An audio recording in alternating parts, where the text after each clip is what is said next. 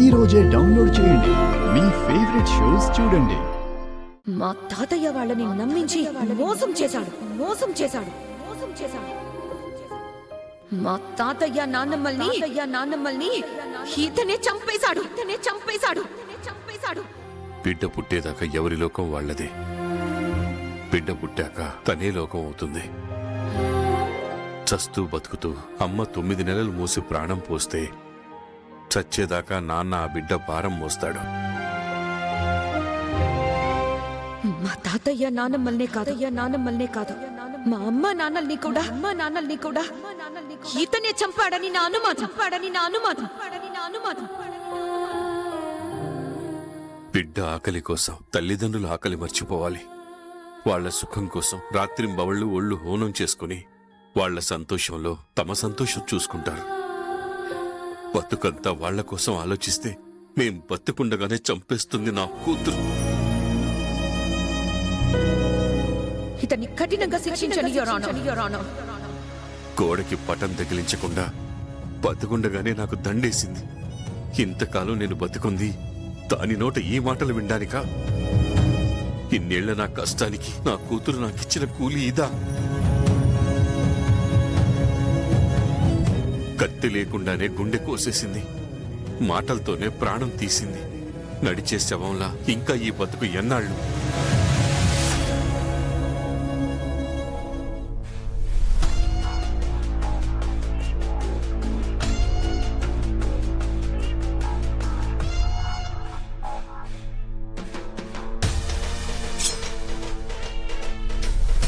చావుతో ఆటలాడుతున్నావా రామచంద్రయ్య? చావు నిన్ను తరుముతున్నా తప్పించుకుంటూనే ఉన్నావు. నీ చావు కోసం ఎంతకాలం ఇలా ఎదురు చూడాలి? ఎక్కడ నువ్వు వస్తావో అని, ఏం చేస్తావో అని ఎంతకాలం నీ ఊహకు కూడా భయపడాలి?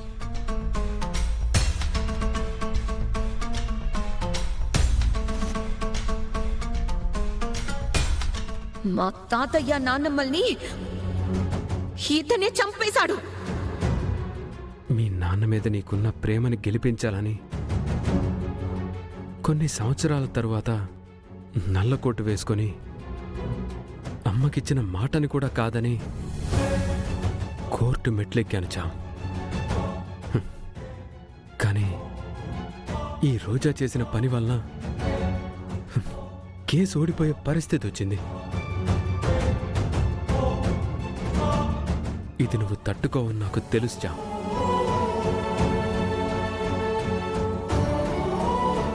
అక్కడ నువ్వెంత బాధపడుతున్నావో నాకు తెలుసు.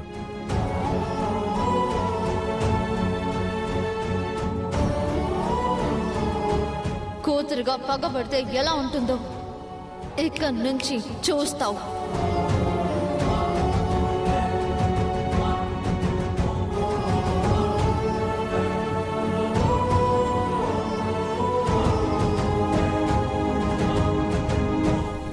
ఇంకా జీవితంలో నీ మోహన్ నాకు చూపించుకో. పో బయటికి.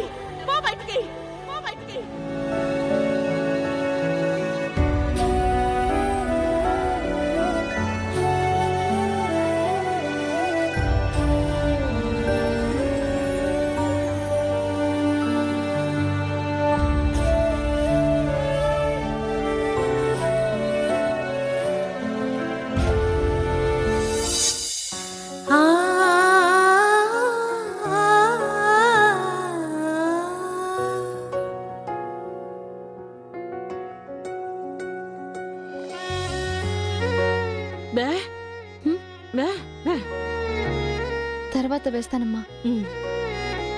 ఏందమ్మా చామంతి, పొద్దున్నే పెద్ద పని పెట్టుకున్నావు? ఎవరికోసం ఇవన్నీ? మాకో మాట చెప్తే మేము చెయ్యత్తంగా. లేదు పెద్దమ్మా, ఈరోజు మా అమ్మ నాన్నల పెళ్లి రోజు. నాన్నకి ఇష్టమైన వంటలన్నీ నా చేత్తో నేనే చేసి తీసుకువెళ్ళాలి. పెళ్లి రోజా? పాపం, ఆ బెయిలేదో వచ్చుంటే ఈ రోజు మీ అమ్మ నాన్న కలిసి ఆనందంగా ఉండేవాళ్ళు. అందుకే ఈ ఒక్కరోజైనా మా నాన్న తృప్తిగా నా చేతి వంట తినాలి. ఈ పిచ్చి పిల్లకి వాళ్ళ నాన్నంటే ఎంత ప్రేమో చూసావా? మా నాన్న కడుపు నిండా మాతో కూర్చొని తిని ఎన్ని రోజులవుతుందో. రాజుగారు రాణిగారు చనిపోయాక చెయ్యని తప్పుకి తిండి తిప్పలు లేకుండా తిరుగుతూనే ఉన్నాడు. చివరికిప్పుడు జైలు పాలైపోయాడు. తినేది ఇంతైనా తృప్తిగా తినాలనుకునే మా నాన్న ఆ జైలు తిండి ఎలా తింటున్నాడో ఏంటో. అందుకే ఆయనకిష్టమైన వంటలన్నీ చేసి తీసుకువెళ్ళి మా అమ్మ చేత్తో తినిపిస్తే తృప్తిగా తింటాడు. ఏంటి శ్యామల అట్టున్నావు?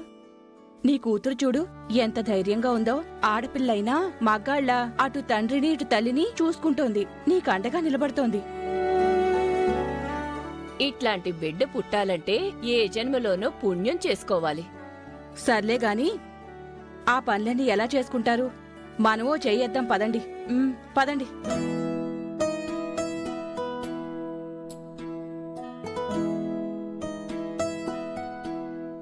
ఒకే కడుపున పుట్టినా ఇద్దరికీ ఒకే బుద్ధి రాలేదు.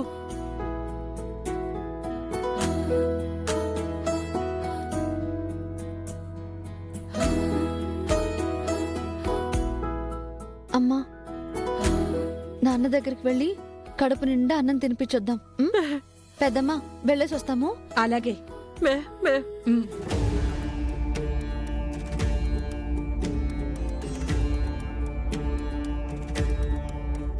ఎంతసేపు చేస్తారు? త్వరగా కానివ్వండి. అలాగే సార్.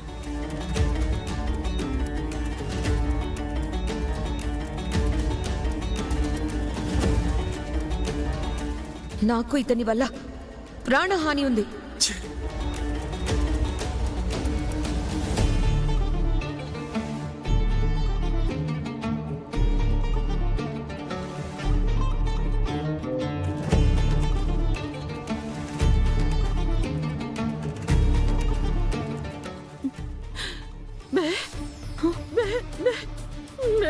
అమ్మా, ఏంటమ్మా ఇది? ఇంత దూరం వచ్చి ఇప్పుడు రాను అంటున్నావు? మనం ఇంత దూరం వచ్చింది మనం ఏడ్చి నాన్న నేడిపించడానికి కాదు. నీకేం కాదు నాన్న, నీకోసం మేమున్నాము అని ఆయనకి ధైర్యం చెప్పడానికి. మనం ధైర్యంగా ఉంటేనే నాన్న ధైర్యంగా ఉండగలడమ్మా. అక్క ఏడిపించి మనము నాన్న నేడిపిస్తే ఎలా అమ్మా? నాన్న కోసమైనా మన కన్నీళ్ళని మన కళ్ళల్లో దాచుకోవాలమ్మా.